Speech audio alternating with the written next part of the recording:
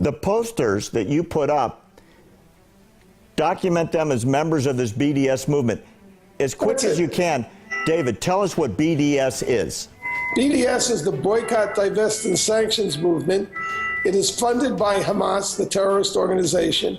So where's, David, where's this anti-Israel hatred coming from? Who's behind it? Where's the money coming from? Palestinian Nazis.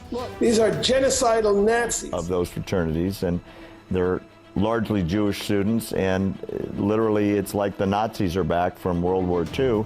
And obviously, you know my wife, Dr. Denise, who has lived through it as a college professor, where all of a sudden, because she loves America and loves the American-Israeli relationship, she's a pariah because that's not politically correct on her campus. And thank you for what you've done for what she's been through.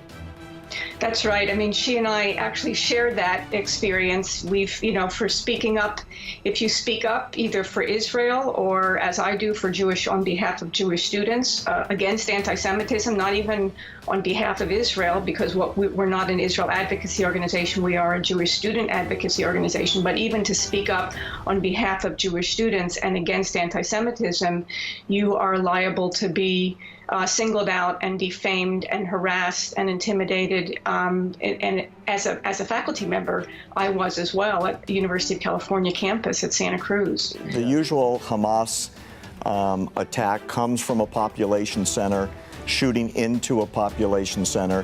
Israel responds militarily by limiting their rocket fire back, as you said, from tanks into a training camp.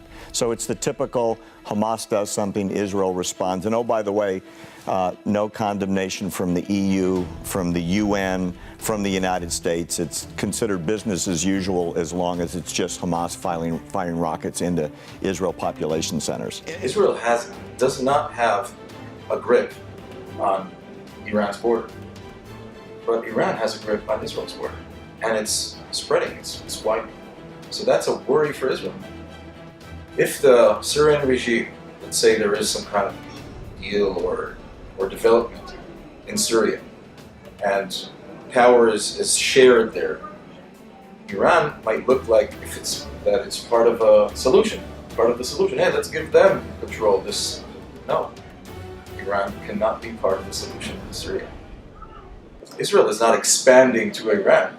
Iran is expanding to Israel. Right. Quit asking for democracy in countries that are not ready for democracy, just for the sake of kind of an idealistic academic approach to foreign policy, is saying, why can't everybody be like we are here?